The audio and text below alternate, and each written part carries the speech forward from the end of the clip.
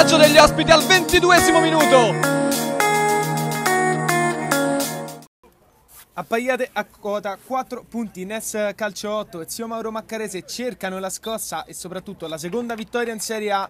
Amiche ed amici della Lega Calcio 8, un saluto da Luca Barbone e benvenuti allo Sport City per la quinta giornata di A. Il primo pallone della gara è andare subito sul fondo, provando a far male ai giocatori della San Giovannella che vanno a difendersi, riesce però a passare ed entrare in area di rigore, va subito a colpire il palo il Nes.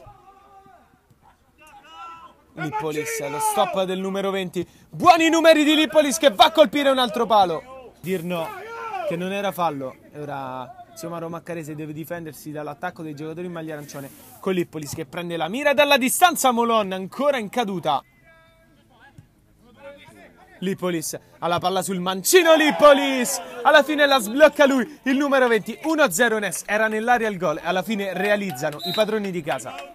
Di petto Massardi forse pensa alla conclusione, non arriva, Massardi manda fuori giri l'avversario, poi incrocia il pallone, buona iniziativa di Massardi, leggermente in ritardo Marrocchini.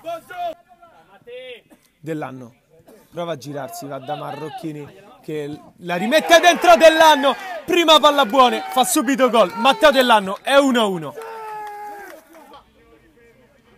Abbassa il corpo! Parte Massardi col destro, palla che filtra, rimane lì, in qualche modo non riescono a colpire quelli di Zio Mauro Maccarese.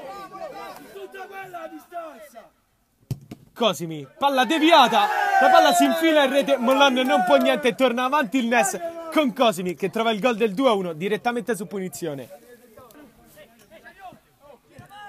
Cosimi per Celiani che muove Molon, distende la mano. Dell'Era, si distende Zio Mauro Maccarese con Dell'Era che pesca Dell'Anno solo davanti al portiere, la respinge Pacioni. 100% di realizzazione. Eccolo Dell'Anno che con il movimento inganna un avversario, poi si muove, mette palla dietro a un compagno che spara alto. Lippolis, il movimento di Celiani, Lippolis sulla sinistra, se ne va bene Lippolis, serve Celiani dentro, Molon, altro miracolo, palla che rimane lì, chiude la sfida Marcella con il 3-1 proprio all'ultimo minuto. Va a disegnare il pallone per Funicelli, chiuso in out, sul triplice fischio il direttore di gara, finisce 3-1 qui allo Sport City, si eleva a quota 7 punti in classifica il Nes Calcio 8.